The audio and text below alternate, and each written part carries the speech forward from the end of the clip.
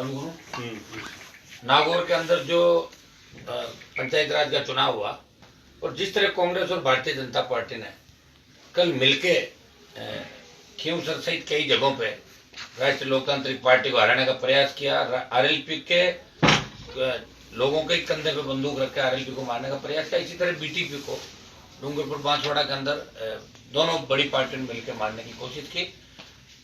आज कल हमने एकजुटता दिखाई, 9 आरएलपी के जिला परिषद के मेंबर नागौर के अंदर जीते और हमारे कैंडिडेट भाई धर्मेंद्र चुनाव लड़े, 9 वोट हमने हमारे लिए। लेकिन आज उप प्रमुख का जो चुनाव है उसके अंदर हमने सबने मिलकर निर्णय लिया कि दोनों पार्टियों को सबक सिखाना है। और चूंकि मशीन के अंदर जो वहाँ है कांग्रेस और बीजेपी दो ही चुनाव लड़ रहे हैं, अगर कोई निर्दलीय चुनाव लड़ता तो उसको भी समर्थन करते। हमारी उप प्रमुख का चुनाव लड़ने की इच्छा भी नहीं थी। और नागौर के अंदर जो हमारे राष्ट्रीय लोकतांत्रिक पार्टी के 9 जिला परिषद के मेंबर चुन के आए, हम सब इस उप जिला प्रमुख के चुनाव के अंदर कांग्रेस और भाजपा दोनों हमारे लिए एक जैसी है, दोनों हमारी दुश्मन है और हम इस चुनाव का बहिष्कार करते हैं। ये हमने निर्णय लिया और आगे भी आने वाले चुनाव के अंदर दोनों पार्टियों का मुकाबला करके और मिशन 23 पूरा करेंगे, दोनों को घर बिठा के तीसरी ताकत राजस्थान के अंदर खड़ी करेंगे।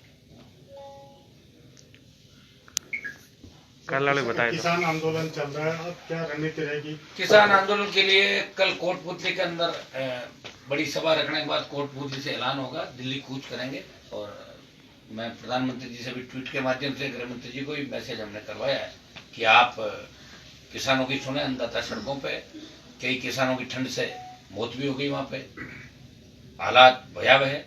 समय रहते अगर आंदोलन को नहीं संभाला तो आंदोलन पूरे देश के अंदर फैलेगा। हनुमान बेनीवाल राजस्थान के किसानों के सम्मान के अंदर अगर एनडीए छोड़ना पड़ा तो एनडीए भी छोड़ दूंगा और आवश्यकता पड़ी तो एमपी का पद भी किसान कौम के लिए छोड़ने को मैं तैयार हूं।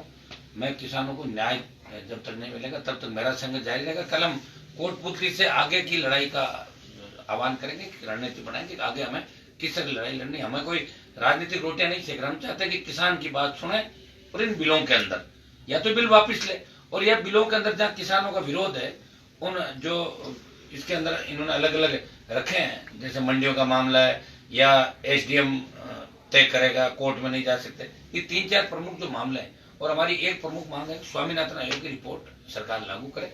इसको लेकर भी कोई भी नहीं बोल रहा, ये भी हमारी डिमांड है। इसको लेकर ठोस बात हम दिल्ली की सरकार से चाहते हैं और कल इसमें रणनीति हम तय करेंगे। आर पार की लड़ाई अब राजस्थान का किसान और देश का किसान दिल्ली की सरकार के खिलाफ और राजस्थान की कांग्रेस सरकार के खिलाफ राजस्थान के किसान नौजवान एकजुट है और हम किसानों के हित के अंदर हम सब लोग एक हैं। पार्टियों से ऊपर उठ के हमारे राजनीतिक कैरियर को दांव पे लगा के इनकी बिना परवाह के किसान के बैठे। किसान कौम पे संकट है, इसलिए हम दिल्ली कूच की तैयारी के अंदर कल कोटपुतली से इसका बड़ा आह्वान होगा। आप कल जाओगे? मैं ही जाऊंगा, तो सभा है कोटपुतली के अंदर पहले और उसके बाद सभा के बाद रणनीति तय होगी कि आगे किस तरीके से कैसे जाना हमारा। सर क्या कारण रहा कि खींवसर आपका गढ़ है और वहीं पे रालोपा का प्रधान नहीं बन पाया? मेरा तो गढ़ पूरा राजस्थान होने वाला थोड़े दिनों में, आप चिंता। अभी पूरे समय पे कई तरह की बात। खींवसर में बहुमत मेरा ही आया था, आरएलपी की 15 सीट आई, कांग्रेस 6-7 पे सिमट की, बीजेपी को पता ही नहीं था। और जो व्यक्ति प्रधान बना कांग्रेस बीजेपी और 4 आरएलपी साथ मिलकर उन्होंने लड़ा और जो 15 वोट मेरे आरएलपी का आए तो उनमें से 12 वोट मुझे मिल गए, 3 वोट क्रॉस हो गए थे। ऐसा कुछ भी नहीं है। मुंडवा खींवसर कॉन्स्टिट्यूंसी का पार्टी था, एक तरफा जीत हुई। नागौर में राष्ट्रीय लोकतांत्रिक पार्टी जीती और जिले में 39 जगह जोरदार वोट लिया। परसेंटेज उनका निकालना वोटों का कि जहाँ मंडल नहीं भी लड़ रहे थे वहां भी जिला परिषद के अंदर 36 कौम ने, हर वर्ग ने, मुसलमान भी लड़ा मेरे सिंबल पे, मेघवाल भी लड़ा, बावरी भी लड़ा, ब्राह्मण भी लड़ा, जाट भी लड़ा, राजपूत भी लड़ा, तमाम जातियां, गुजर भी लड़े, जीते।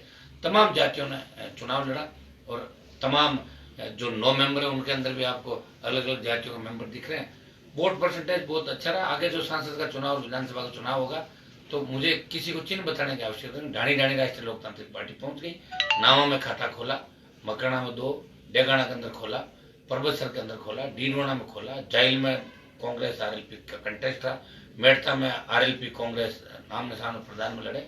5-6 जगहों पे टक्कर हमने ली और 1-2 निर्दलीय भी जिले में जो बड़ा प्रधान उसमें राष्ट्रीय लोकतांत्रिक पार्टी की बड़ी भूमिका रही।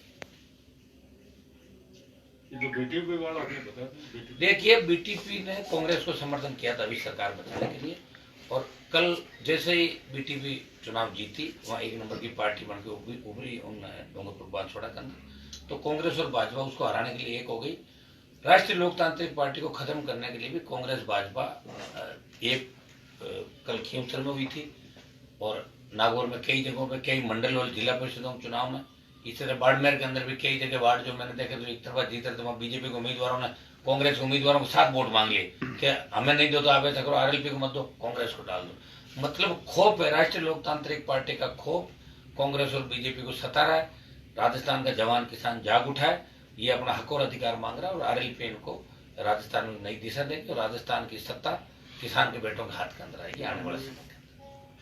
आने वाले नगर पालिका 100 नगर पालिका सब लड़ेंगे, जो भी चुनाव होगा, जहाँ भी टिकट लोग मांगेंगे उनको टिकट देंगे, हर जगह लड़ाई लड़ेंगे।